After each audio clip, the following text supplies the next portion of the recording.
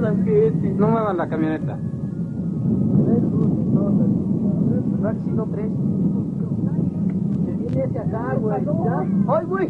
Se viene para acá. ¡Ay! Cállense, no muevan.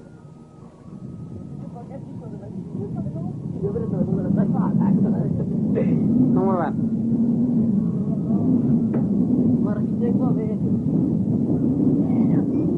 Ya no se va a ganar. No lo veo bien así. De forma de triángulo. Ahí dale. Ahí da la impresión que está detenido. Está detenido.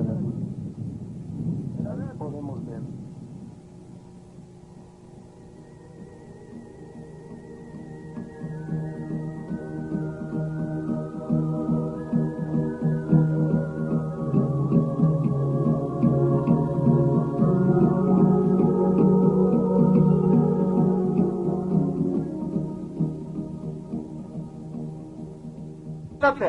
Oh, over there. I think it's a...気をつけてね、足元。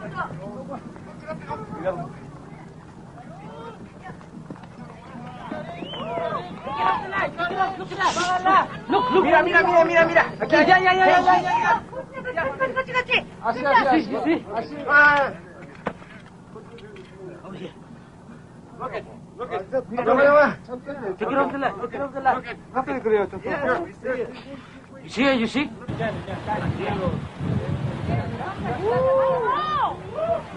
Mira tu avión.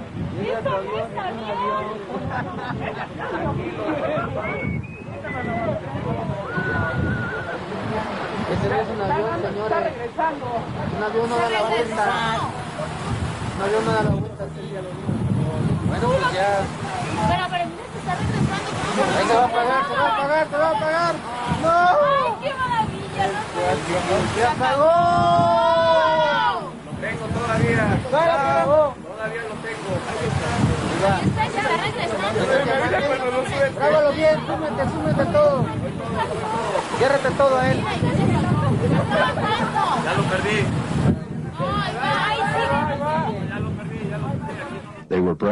Leur hardiesse coupe le souffle, ils sont de retour. Les objets inconnus concentrent leurs activités près des grands volcans.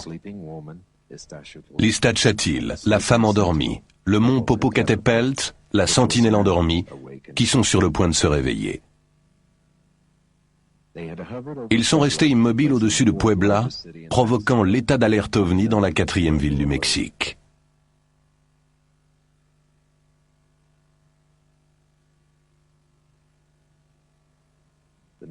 Le spectacle aérien qui a lieu chaque nuit se déplace vers le nord-ouest, au-dessus de la plus grande agglomération urbaine du monde, la ville de Mexico. Dans un petit village endormi au nord de la ville de Mexico, les aboiements des chiens attirent l'attention d'un homme et de son fils, qui pénètrent dans la nuit pour voir de quoi il s'agit. Ils voient un engin stationnaire silencieux au-dessus des lumières de la rue. Ils braquent leur caméscope et font un zoom.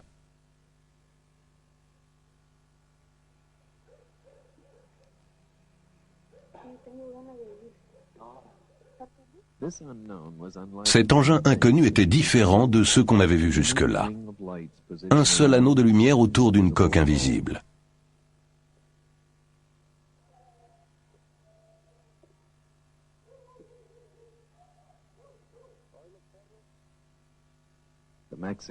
Les Mexicains commencent à prendre l'habitude de voir d'étranges objets au-dessus de leur ville. Comme cet engin bizarre pris en vidéo par Arturo Diez Solano à 10 heures, un jour du mois de mai 1992.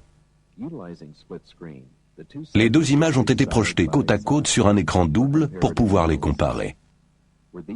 S'agit-il d'images vidéo du même engin? Ou s'agit-il de deux objets similaires opérant dans la même zone? Chaque nouvelle séquence vidéo suscite plus de questions qu'elle n'apporte de réponses. Une fois encore, les objets inconnus attirent l'attention de la population de Mexico et des médias en intensifiant leur présence au-dessus de la ville de Mexico en juin 1992. Les observations enregistrées sur caméscope l'après-midi deviennent chose courante.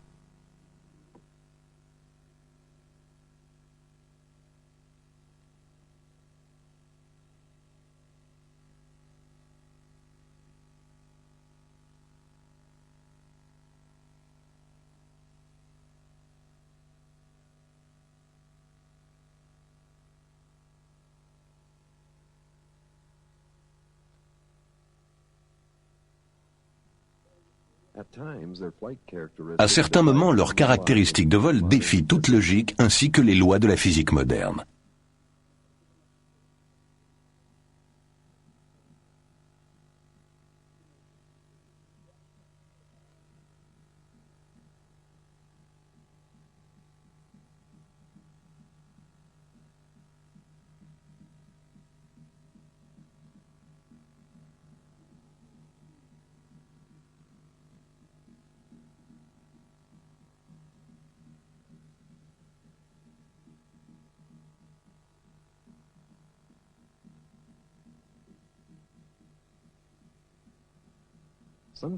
Parfois, ils se promènent tranquillement le long des corridors aériens au-dessus de cette immense métropole, montrant leurs prouesses aériennes comme s'il s'agissait d'un jeu de cache-cache parmi les nuages.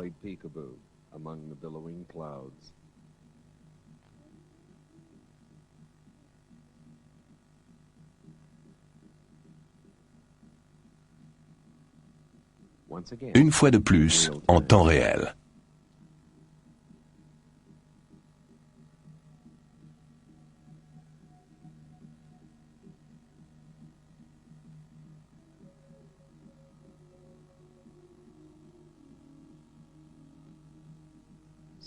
Parfois, ils descendent en rase-motte.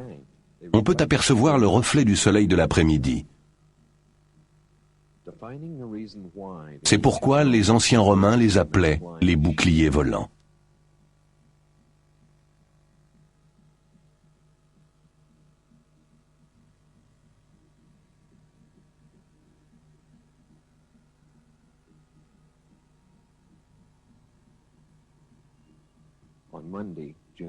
Le lundi 1er juin, cet objet volant non identifié, un ovni, traverse la vallée d'Ajusco, près des centrales électriques et des lignes haute tension.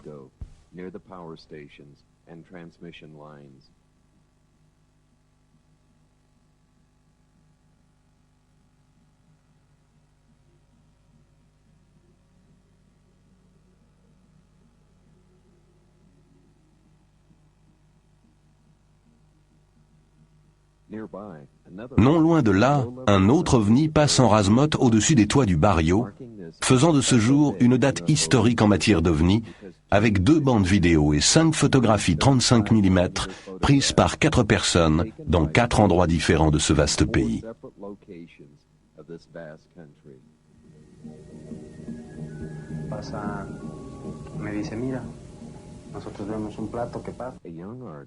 Un jeune artiste, Héctor Carranza, filme en 35 mm ces photographies très spectaculaires d'un objet en forme de disque.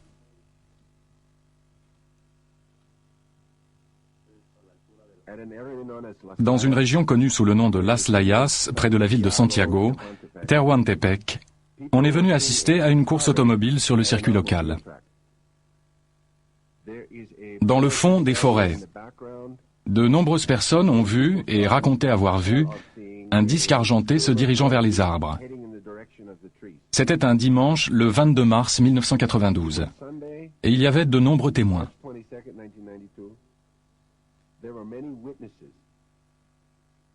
Il faisait chaud, pas un nuage dans le ciel.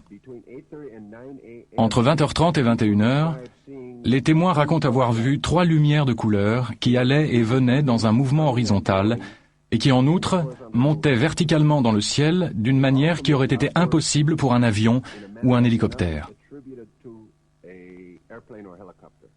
Après 20 ou 30 minutes, les lumières ont disparu en direction de la forêt.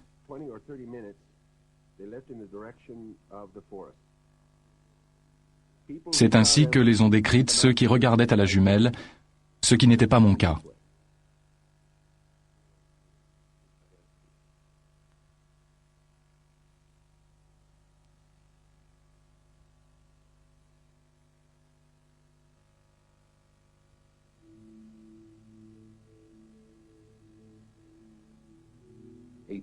Huit mois auparavant, au cours de la 2e vague d'activité OVNI, centrée sur le cœur de la zone volcanique, un professeur d'université prend cette incroyable photographie d'un objet non identifié qui semble être doté de lumière, avec des hublots tout autour de la structure. Le dessin du jeune artiste prend une nouvelle signification Les similitudes sont extraordinaires.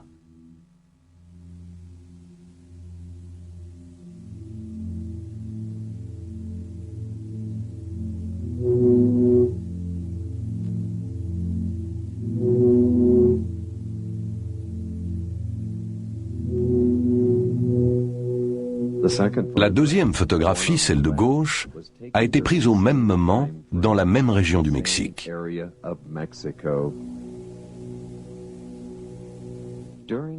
Au cours d'une opération anti-drogue, le commandant de police Larios Cruz photographie ce qu'il croit être un DC-3 volant à basse altitude. Prises à différentes dates, ces photographies d'objets apparemment solides réfutent les aberrations généralement attribuées aux observations d'OVNI.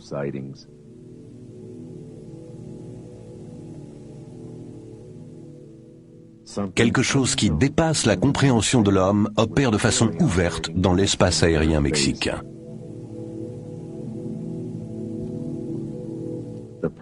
Ce défilé d'OVNI s'intensifie au-dessus de la ville de Mexico au cours du mois de juin 1992. Les habitants, encouragés par une presse sans préjugés et des programmes de radio et de télévision de grande écoute, scrutent le ciel de leur caméscope avec des résultats incroyables. Le 12 juin, un objet inconnu est repéré volant en direction du nord-est. Là encore, l'objet vole de façon très étrange, comme nous l'avons déjà vu. Il s'arrête net, se retourne et poursuit son chemin. De nouveaux groupes d'observateurs avec jumelles et caméscopes attendent dans l'angoisse le déroulement de cette extraordinaire histoire autour d'un homme très patient qui fournit énormément de séquences vidéos exceptionnelles.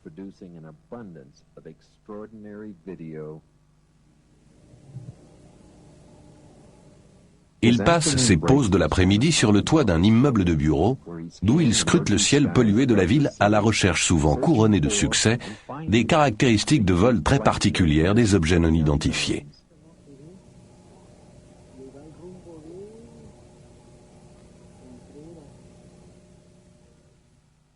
La vigilance et la bonne vue de Demetrio Feria vont être récompensées. Dès la fin juin, il a en main 9 bandes vidéo des objets non identifiés. Dans cet extrait tourné le 25 juin, l'objet non identifié semble tourner sur 90 degrés. Remarquez le dessus de l'objet qui passe du blanc au noir pendant son mouvement rapide dans le ciel nuageux.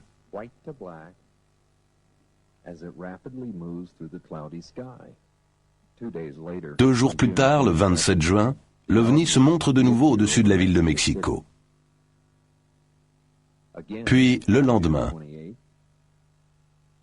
et encore le surlendemain. Juin 1992 fut un mois spectaculaire à la fois pour les observations et les enregistrements vidéo. Avec 14 bandes vidéo et 4 photographies 35 mm, le mois de juin 1992 est le deuxième mois le plus prolifique des manifestations aériennes au-dessus de la capitale du Mexique. Les ovnis au-dessus de Mexico sont en train de prendre une place à part dans l'histoire de l'ufologie. Mais pourquoi le Mexique? Pourquoi maintenant? Pour trouver la réponse à ces questions, il nous faut remonter en arrière au 11 juillet 1991 et réexaminer une prophétie formulée il y a 1200 ans.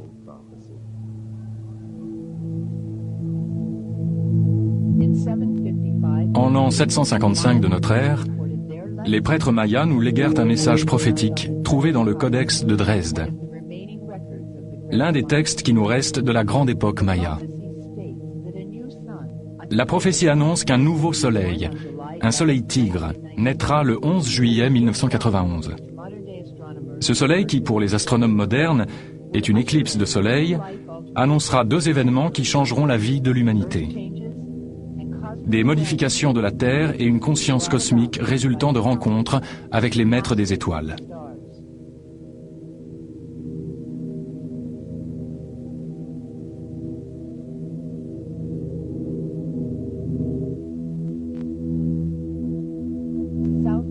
Au sud de la ville de Mexico, dans la Zona Volcanica, sur les pentes du mont Popocatépetl, une équipe d'alpinistes remarque une lumière brillante d'origine inexpliquée.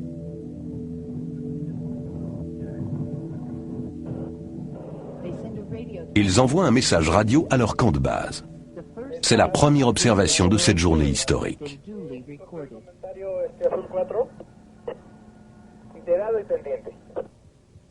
Sur tout le parcours de l'éclipse, les scientifiques règlent leurs instruments au fur et à mesure que l'heure de l'éclipse approche. La population de cette immense ville se prépare pour cet événement cosmique, objet de la prophétie de leurs ancêtres. C'est le 6e soleil, le soleil de Quetzalcoatl, le dieu légendaire qui avait fait le vœu de revenir. La légende du 6e soleil, le nouveau soleil annoncé par la grande éclipse qui vient d'avoir lieu, parle d'une ouverture de connaissance. Le 6e soleil indique précisément le moment de cette venue. Les visiteurs du temps sont ponctuels. Le 11 juillet 1991, alors que toute la population de Mexico regarde vers le ciel, la première vague apparaît dans de beaux chariots argentés qui réfléchissent la lumière du soleil. Précisément au moment culminant de l'éclipse solaire, un engin en forme de disque apparaît dans le ciel de la ville, restant en sustentation pendant 30 minutes. 17 personnes au sol filment l'objet sur caméscope. Cela ne s'est jamais produit auparavant dans l'histoire de l'ufologie. Grâce au caméscope, les événements du 11 juillet déclenchent la vague d'émotions populaires la mieux documentée en matière d'OVNI.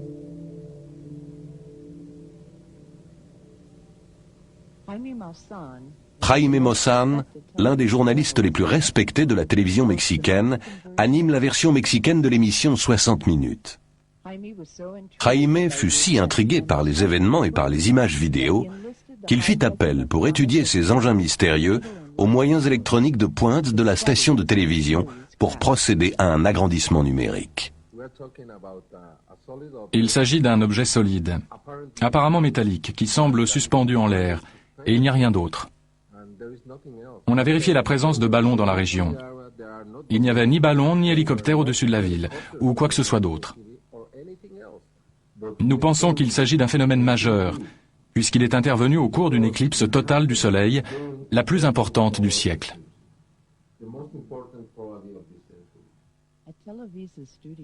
Dans les studios de la Televisa, on procède à une analyse comparative des 6 meilleures vidéos prises au cours de l'éclipse solaire. On trouve chaque fois des objets métalliques en forme de disque, qui renvoient la lumière du Soleil. Les maîtres des étoiles n'auraient pas pu mieux calculer leur coût. À un moment où tous les yeux sont tournés vers le ciel, 17 personnes différentes dans différents quartiers de la ville de Mexico ont filmé l'objet en vidéo. Une soucoupe volante classique suspendue en l'air flotte, tourne peut-être sur elle-même. Dans la ville de Puebla, à 140 km au sud-est de la capitale, 3 bandes vidéo ont été tournées au cours de l'éclipse. Chacune possède ses propres caractéristiques. Dans cet extrait tourné par Rafael González, on aperçoit un vaisseau quittant l'écran à droite du Soleil pendant l'éclipse.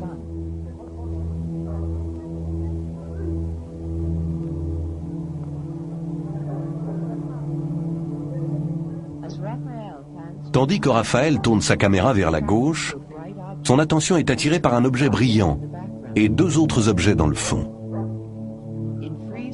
Avec l'arrêt sur image, nous voyons clairement ces 3 objets inconnus. Mais surtout, il est certain que le plus brillant des 3 ne peut pas être une étoile, car derrière lui, nous voyons passer des nuages.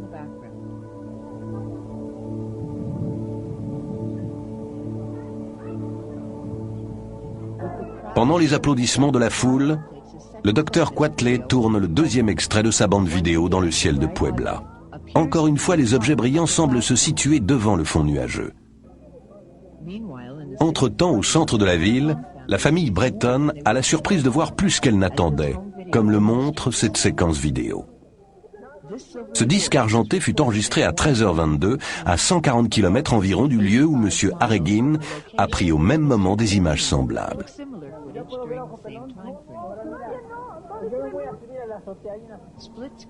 L'écran double permet la comparaison des images tournées par M. Harrigan dans la ville de Mexico et par M. Breton à Puebla. Les 2 engins sont de même dimension et de même forme.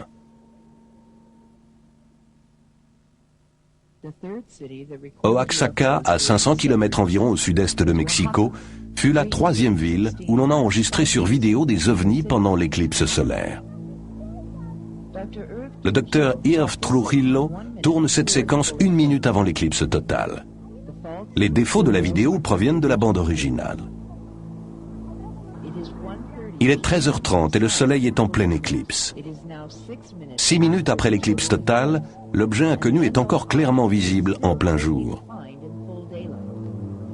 L'horloge du caméscope indique que l'objet est resté immobile au-dessus d'Oaxaca pendant au moins 8 minutes. Pendant toute la durée de l'éclipse, les horloges des caméscopes nous donnent un enregistrement détaillé qui semble confirmer la présence de plusieurs engins. Le docteur Trujillo filme cette image au-dessus d'Oaxaca à 13h29, tandis qu'à 400 km au nord-ouest, au-dessus de Puebla, Rafael González enregistre ces images à 13h29.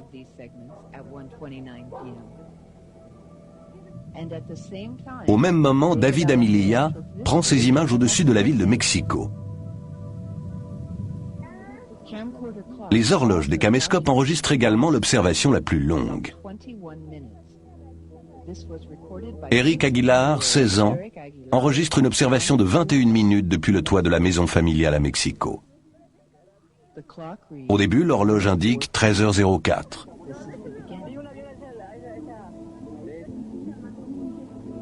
13h14. 13h17. 13h20 et 13h25 à la fin. Cela fait en tout 21 minutes pendant lesquelles l'OVNI reste visible.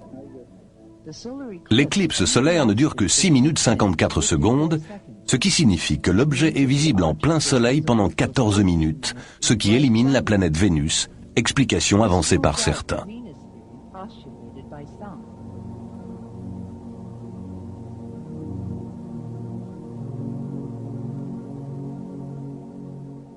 Pour chercher à comprendre, nous avons soumis la séquence Aragin aux analyses d'un laboratoire spécialisé.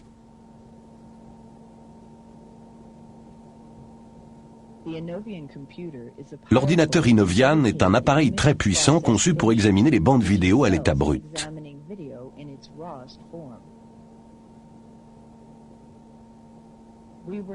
Nous avons évité d'examiner les images agrandies numériquement dans les studios de Televisa pour éliminer toute possibilité d'artefacts électroniques. Nous nous sommes intéressés à la pellicule originale d'Aragin, qui ne dure que 8 secondes.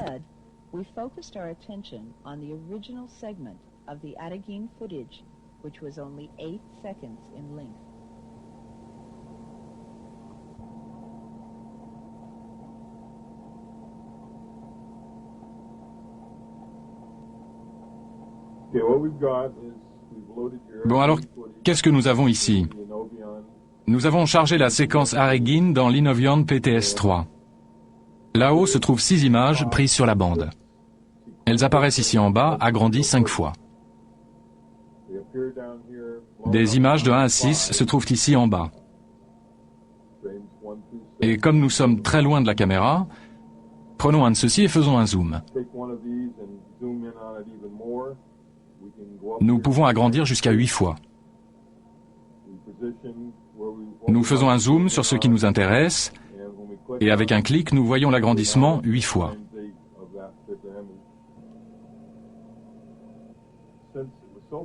Il n'y a que 4 lignes de balayage qui rencontrent le capteur image de la caméra. Ces 4 lignes ici. C'est tout ce qu'il a pris. Ici, ceci semble être très noir, ce qui n'est pas normal. Cela nous montre que cet objet était illuminé dans cette direction-là. Ici se trouve une ombre. Le mieux que l'on puisse trouver, c'est une sorte d'objet en forme de palette de hockey.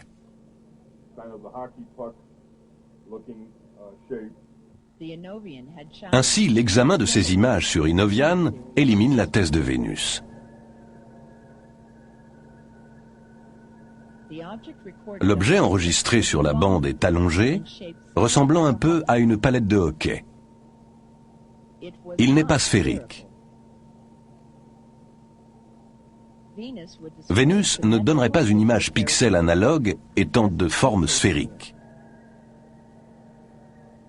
Et les nuages ne seraient pas passés derrière la planète. Ici, il est clair que les nuages passent derrière cet ovni. Et celui-ci, et celui-là, le tout filmé pendant la grande éclipse du Soleil. Pendant des mois, sur les ondes mexicaines, on ne parle plus que des ovnis. Le débat est animé. Des joutes intellectuelles se déroulent au cours des programmes de télévision et de radio de grande écoute. Pour certains, l'ère de la conscience et des lumières est arrivée, alors que les détracteurs professionnels prétendent que ces apparitions mystérieuses ne sont que de simples objets de forme un peu anormale.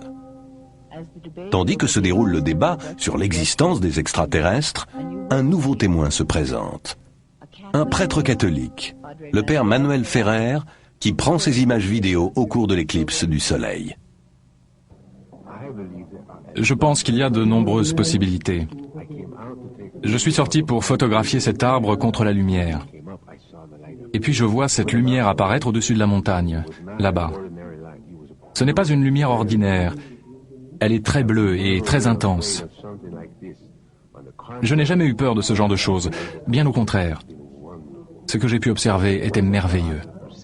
Un jour, un philosophe a dit « Si Dieu se trouve en dehors de la vérité, je resterai du côté de la vérité. » Je pense donc qu'il n'y a aucune contradiction. À 160 km au sud, sur le plateau désertique proche de la ville d'Atlixco, on voit et on filme assez régulièrement des ovnis.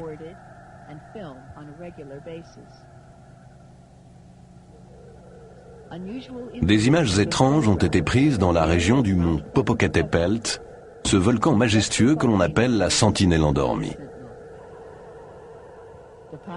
La population mexicaine se passionne pour ces spectacles aériens se déroulant chaque nuit. La deuxième vague a commencé.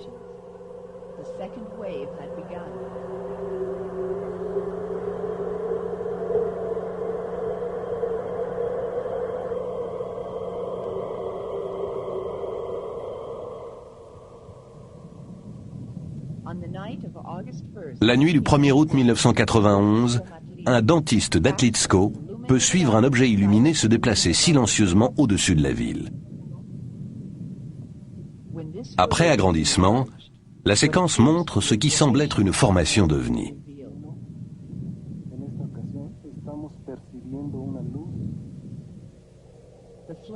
L'activité intense se poursuit au-dessus de Metepec, d'Atlixco et au-dessus de Puebla.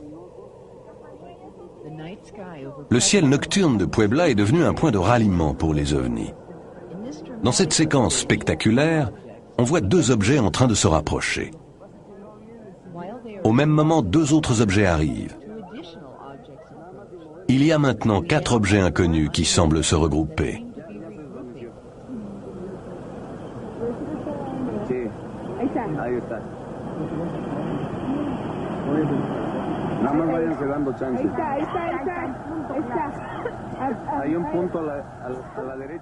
Puis, tous disparaissent. Lorsque le phénomène réapparaît, les 4 ovnis se retrouvent en formation serrée, accélèrent et prennent de l'altitude. Virant à gauche au-dessus d'Atlixco, ils disparaissent dans la nuit au-dessus de la zona volcanica en direction de l'est vers le golfe du Mexique. On signale de nombreuses observations dans l'état de Veracruz. Dans la ville de Poza Rica, une vingtaine d'écoliers décrivent artistiquement l'ovni qu'ils ont vu volant à basse altitude. Expérience confirmée par leurs professeurs. D'autres témoins aperçoivent d'étranges lumières. D'autres encore signalent la présence d'objets près du sol. Puis, les manifestations d'activité des ovnis prennent un tour inattendu. On voit dans les champs de canne à sucre des zones brûlées et aplaties. Il s'agit des premiers crop circles mexicains. D'autres témoins signalent la présence d'objets étranges survolant les États de Tabasco, Hidalgo, Taxalca, Puebla, Mexico, District fédéral et Veracruz.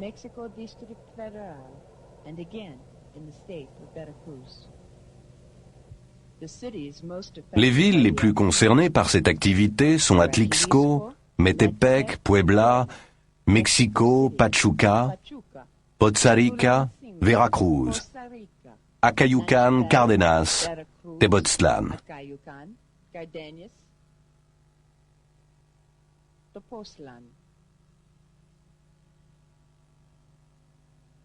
Des millions de personnes au centre du Mexique voient des objets volants non identifiés.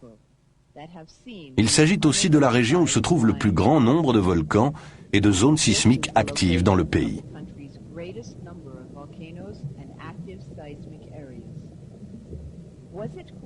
S'agit-il d'une coïncidence que cette bande de territoire se trouve aussi sur le parcours de l'éclipse totale du Soleil du 11 juillet 1991 ?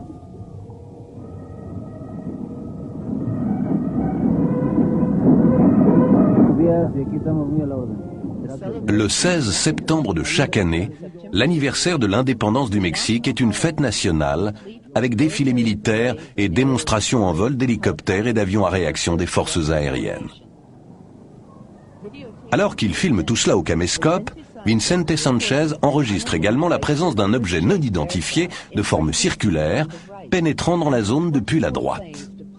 Tandis que les 24 avions quittent la scène, l'OVNI commence à monter lentement dans les airs.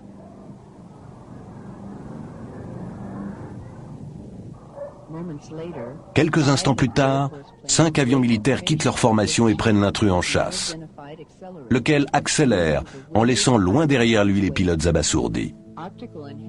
L'agrandissement de l'image fait apparaître clairement la forme circulaire de l'engin qui ressemble beaucoup à ceux photographiés par le docteur Pérez et le commandant Cruz. Pour éliminer la possibilité d'un ballon sonde météorologique qui se serait égaré, José Reyes, du service météorologique de la ville de Mexico, accepte de lâcher un ballon dans des conditions contrôlées devant les caméras. Vu sa dimension, sa forme et sa rotation, est-il possible que l'objet non identifié soit un ballon sonde? Un seul ballon a été lâché le 16 septembre à 6 heures du matin. Le défilé militaire se déroula l'après-midi.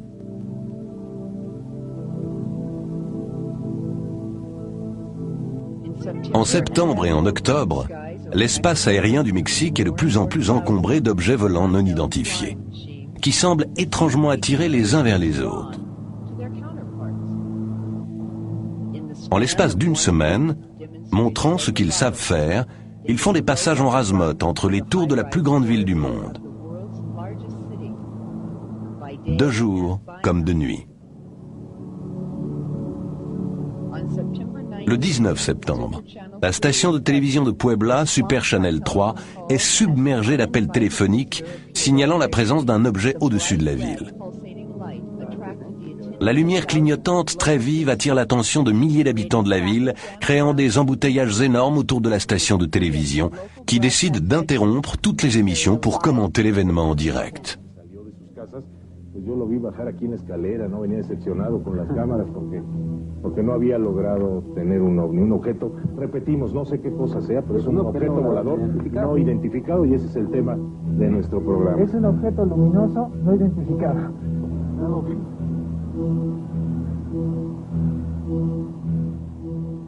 À partir du 2 novembre, il est possible d'enregistrer chaque nuit les vols des ovnis.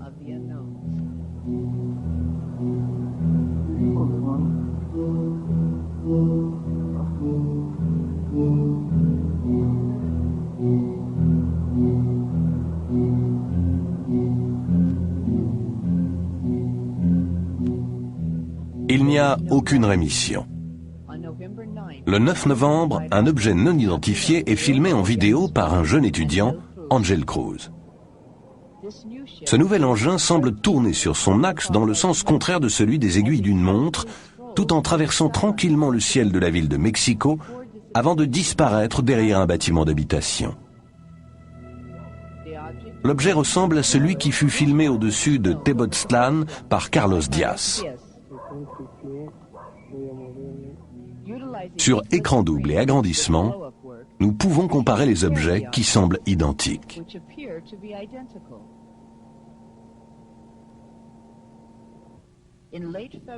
Vers la fin février, l'activité OVNI reprend dans la zona volcanica, au-dessus des villes assiégées d'Atlixco et de Metepec.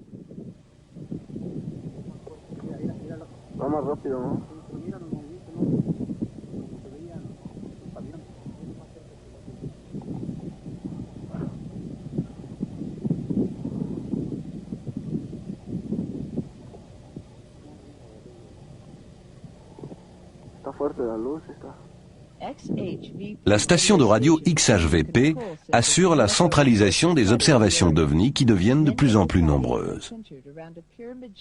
Souvent, les observations proviennent des alentours d'une montagne en forme de pyramide, appelée Teteolotitla, le lieu cher au cœur des dieux. Le directeur de la station signale qu'on constate que 90% de la population a vu un OVNI et que les 10% restants en connaissent l'existence. Il est fréquent que les observations d'OVNIs et les photographies fassent la une des journaux. Dans cette ville peuplée de plus de 100 000 habitants, l'intensité de l'activité OVNI est telle dans le ciel d'Atlixco qu'elle déclenche la première conférence de presse portant sur les OVNIs donnée officiellement par un élu mexicain. En réponse à une question sur la position du gouvernement mexicain sur les OVNIs, il répond: Ni le gouvernement ni les autorités militaires ne se sentent menacés par les OVNIs. Nous ne savons pas qui ils sont, mais ils existent. Et comme tout le monde, nous sommes remplis de curiosité. Et les OVNIs aussi. Ils semblent extraordinairement fascinés par les pylônes de transmission, comme on le voit dans cette séquence filmée par M. Del Calejo depuis le toit de son immeuble dominant la ville de Mexico.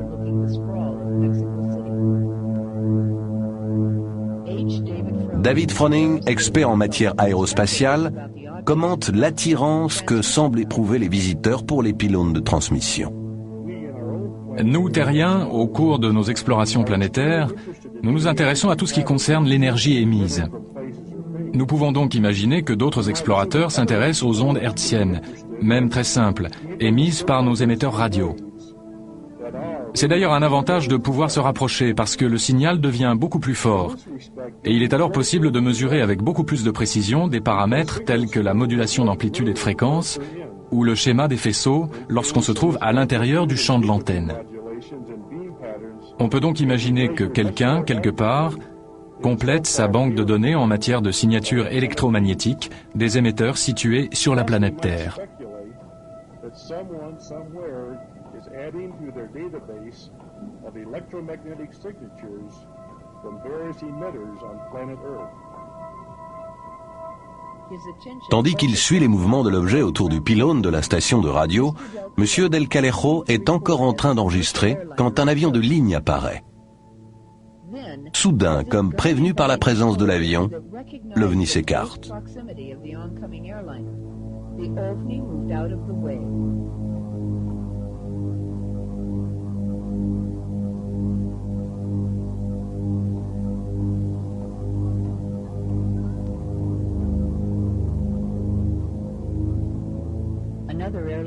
Un autre avion s'approche et l'OVNI s'écarte de nouveau.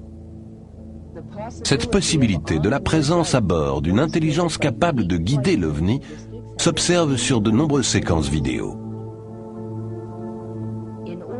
Pour examiner de près les prouesses aériennes des OVNIs, une des séquences les plus spectaculaires a été chargée dans l'ordinateur Inovian.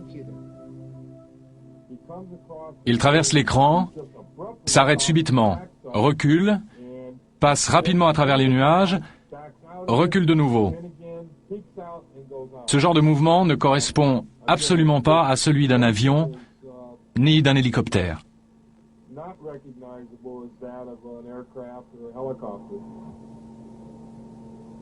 L'examen informatique fait ressortir un autre fait remarquable. Juste là, reculez. Quel est cet objet ici? Je ne sais pas, je ne l'ai pas encore regardé. On va faire un zoom et on verra. Bon Dieu, ça ressemble vraiment à une palette de hockey. Je crois que vous venez de découvrir un deuxième objet sur la même image. Revenez à l'image initiale et déplacez l'objet jusqu'à celui que nous venons d'examiner. Passez à l'objet en dessous.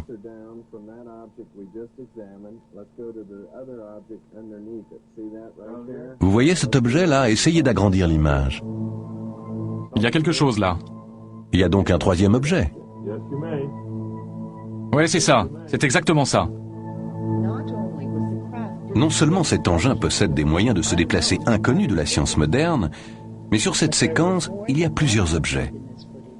Et l'objet s'est dématérialisé en une fraction de seconde.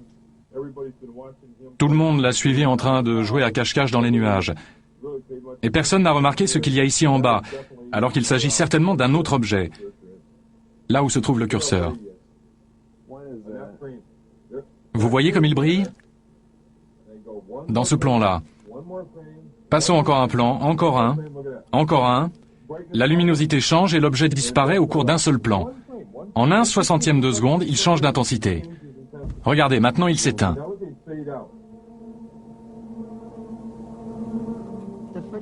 On retrouve le même phénomène dans un seul plan de la séquence filmée à Super Channel 3. Lorsqu'on examine de près d'autres vidéos où l'on voit les pylônes de transmission, on découvre une autre anomalie très surprenante. Quelque chose là aussi apparaît et disparaît en 1/30e de seconde. On effectue les comparaisons entre l'OVNI à droite au-dessus de la tour et l'objet qui apparaît près du pylône. À notre étonnement, l'agrandissement numérique fait apparaître des similitudes entre les deux images en matière d'ombré et de pixels.